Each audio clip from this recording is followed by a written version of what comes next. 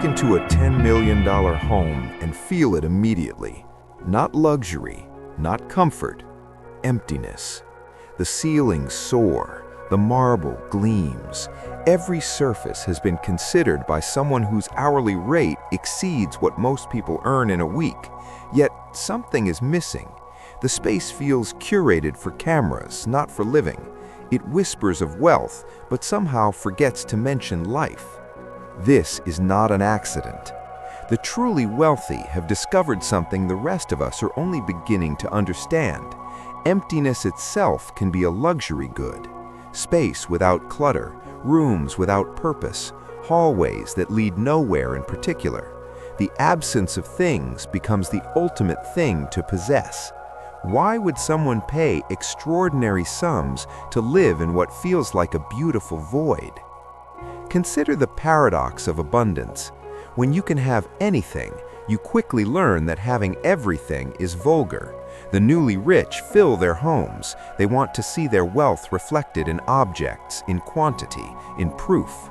But the truly wealthy move in the opposite direction. They subtract. This is not minimalism in the popular sense. This is something else entirely. Minimalism suggests discipline, even sacrifice. The wealthy are not sacrificing. They are exercising a different kind of power. The power to leave space unfilled. To own a 10,000 square foot home and use only 3 rooms regularly. To commission custom furniture and then select pieces so rarely that each room becomes a monument to negative space. Psychologists call this strategic scarcity.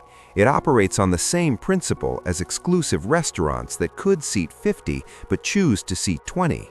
The value increases in direct proportion to what is withheld. Your home declares your position not through what it contains, but through what it refuses to contain. Does emptiness become meaningful when you choose it rather than endure it? Wealthy homes speak in whispers. There are no family photographs in silver frames, no books with broken spines, no coffee rings on side tables, nothing that suggests the small chaos of actual human existence. Every object earns its place through aesthetic contribution, not sentimental value. This is control made architectural. The ultra-wealthy understand that privacy is the ultimate luxury, but privacy extends beyond security systems and gates. It means controlling what your environment reveals about you. A cluttered home tells stories. An empty home tells nothing. It maintains secrecy even from visitors you have invited inside. Walk through these spaces and you learn almost nothing about the owner. You see taste, certainly, you see resources, but you do not see habits, preferences, weaknesses, or humanity. The home becomes a mask worn in 3 dimensions. Interior designers to the wealthy report the same phenomenon.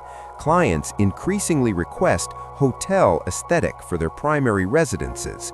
They want to live as if they are perpetually checking in. No accumulation, no history, no evidence of time passing. This reveals something profound about wealth and psychological comfort. When you have significant assets to protect, relationships to manage, and a public image to maintain, your home becomes another arena of performance. You cannot relax into mess. You cannot leave out the book you are actually reading if its title might reveal something exploitable. You cannot display the gift from someone you later need to distance yourself from. Emptiness is not peace. It is vigilance made habitable. What does it cost to live in a space where nothing can be out of place? Here is where it becomes interesting. The wealthy hire professionals to make their homes feel empty in exactly the right way, not abandoned, not sterile, empty the way a gallery is empty, each void carefully calculated, each absence intentional. These are not decorators, these are spatial strategists. They understand that removing everything is easy. Creating emptiness that feels luxurious rather than cold requires extraordinary skill. The wrong shade of white reads as builder grade. The right shade reads as considered. A room with one chair can feel either unfinished or profound, depending on the chair, its placement, the quality of light, the texture of the floor beneath it. The ultra-wealthy pay six figures not for furniture, but for the intelligence that determines where furniture should not go. This is taste as a form of violence against excess. Every object that enters these homes must justify its existence against an invisible standard that shifts with cultural winds only the wealthy can afford to monitor. Trends reach them before they reach magazines. They abandon aesthetics before the rest of us learn their names. What they are really purchasing is the ability to live in the eternal present tense. No outdated items, no markers of previous decades, no evidence of evolution or change. Just the continuous now, perfectly maintained, infinitely refreshable. But this creates a strange problem. Homes filled with carefully selected nothing begin to feel interchangeable. One billionaire's Tribeca loft resembles another's Paris apartment, resembles another's Tokyo penthouse. The same stones, the same woods, the same sculptural furniture that no one actually sits in. Global wealth speaks a global aesthetic language, and that language has a limited vocabulary. The pursuit of unique emptiness leads to identical voids. Can you distinguish yourself through absence when everyone with resources is choosing the same absence? Now we arrive at the true cost. These homes require constant maintenance, not of objects, but of emptiness itself. Staff work to ensure that nothing disrupts the carefully orchestrated void. A misplaced remote control becomes a crisis, a forgotten coffee cup an emergency. The emptiness must be defended against the entropy of living. Children in these homes learn early not to leave traces. Their toys have designated rooms, often designed to be closed off from the main living spaces. They move through beauty they cannot touch, learning that home is a place for appearance rather than comfort. Families eat together in kitchens designed for catering staffs. They gather in living rooms staged for architectural photography. They exist in spaces optimized for documentation rather than experience. The home is always ready for its close-up, which means the family is always on call to maintain the fiction. This is wealth purchasing its own constraint. Psychologists who work with ultra-high net worth individuals report an unexpected pattern. Depression and anxiety track with home size past a certain point. The larger and more pristine the residence, the more clients report feeling like guests in their own lives. They describe a sense of not quite belonging, of performative living, of existing in a museum dedicated to a version of themselves they are not certain they recognize. The empty home becomes a mirror reflecting a curated self rather than an authentic one. And yet they continue.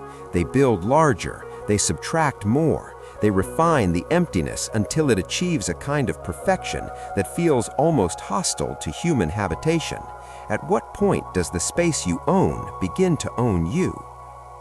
Here is what the empty, wealthy home actually reveals.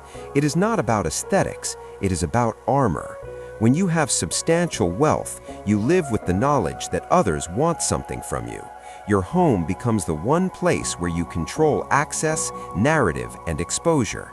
Emptiness is a strategic strategy. It gives away nothing. It provides no ammunition to those who might judge, envy, or exploit. Your empty rooms become a form of strategic opacity in a world that constantly demands transparency. This is why these homes feel empty even when occupied, because they are designed not for living, but for protection, not for comfort, but for control, not for the people inside, but for the potential gaze of those kept outside. The ultra-wealthy have discovered that in a world saturated with information, the greatest luxury is revealing nothing at all. Their homes feel empty because emptiness is the point. What remains of us when we remove every trace of ourselves? It is easier to guard a void than to defend a life.